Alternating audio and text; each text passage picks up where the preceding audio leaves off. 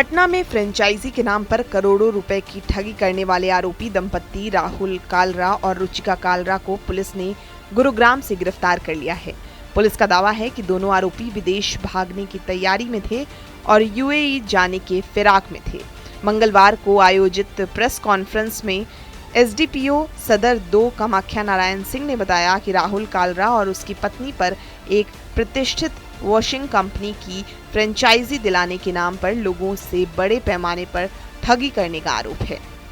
इस मामले में गांधी मैदान थाना समेत पाटलिपुत्र और एसके-पुरी थाने में भी कई केस दर्ज हैं, जबकि अन्य जगहों पर भी शिकायतों की जांच की जा रही है।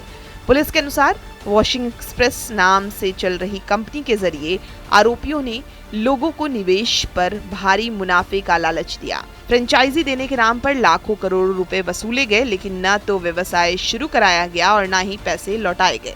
शुरुआती जांच में इस घोटाले की राशि करीब 100 करोड़ रुपए बताई जा रही है।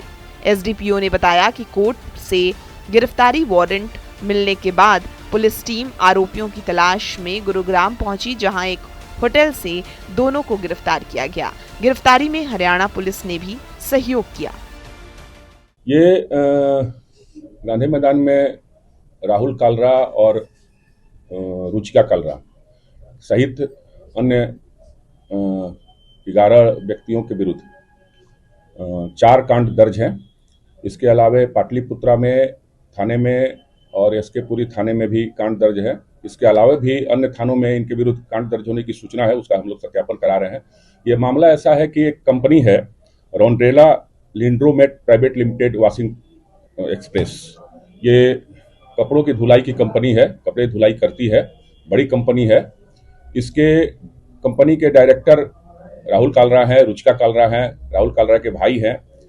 तो इन लोगों ने मिल करके पूरे जो भी कंपनी के डायरेक्टर हैं, सभी लोगों ने मिल करके जो भी फ्रेंचाइजी देने के नाम पर अन्य लोगों से और बिजनेस को, व्यापार को बढ़ाने के लिए ये लालच दे करके और करीब सैकड़ों करोड़ रुपए की ठगी इन लोगों के द्वारा बिहार के अंदर किया गया है। इसके अलावा भी जैसी सूचना मिली है कि बेंगलुरु में भी इन लोगों के द्वारा ठगी किया गया है, उसका सत्यापन हम लोग करवा रहे हैं। और उसी क्रम में इनके विरुद्ध माननीय न्यायालय से गिरफ्तारी वारंट निर्गत हुआ था और उस गिरफ्तारी वारंट को लेकर के हमारी टीम इनको खोजते हुए गुड़गांव पहुंची थी, जैसी सूचना हम लोगों को मिली थी। और गुड़गांव से उस कंपनी है वॉशिंग एक्सप्रेस, उसके डायरेक्टर राहुल कालरा और उनकी पत्नी रुचिका कालरा गिरफ्तार हुई हैं। गिरफ्तार करके हमारी टीम इनको ले आई है और आज माननीय न्यायालय में इन लोगों का उपस्थापन किया जाएगा। कहाँ भागने की फिराक में थे? ये जैसे कि सूचना है कि विदेश भागने के फिराक में थे, यूएई। हम लोग को सूचना मिली थी कि यूएई भागने के फिराक में है। खैर उसका भी सत्यापन हम लोग कर रहे हैं, अभी तक कोई कंफर्म न्यूज नहीं प्राप्त हुआ है।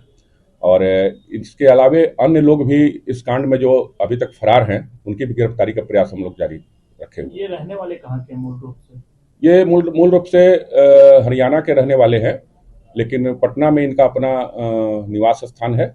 इनकी पूरी फैमिली पटना में रहती थी, अभी सारे लोग फरार हैं पुलिस के दबिश के कारण।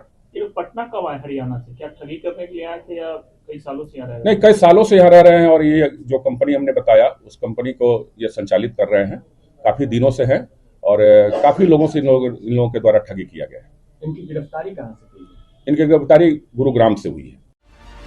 पुलिस ने ये भी बताया कि राहुल कालरा मूल रूप से हरियाणा का रहने वाला है, लेकिन पिछले साल से पटना में रह रहा था। फिलहाल उसके परिवार के अन्य सदस्य फरार बताए जा रहे हैं। जांच में ये भी सामने आया कि बिहार के अलावा अन्य राज्यों, खासकर बेंगलुरु में भी इस तरह की ठगी की गई हो सकती है। पुलिस इन सभी पहलुओं की जांच कर रही है। फिलहाल दोनों आरोपियों को पटना लाया गया है और उन्हें कोर्ट में पेश किया जाएगा। पुलिस का कहना है कि इस पूरे नेटवर्क का खुलासा करने के लिए पूछताछ जारी है। पटना से TV9 के लिए सुजीत कुमार की रिपोर्ट।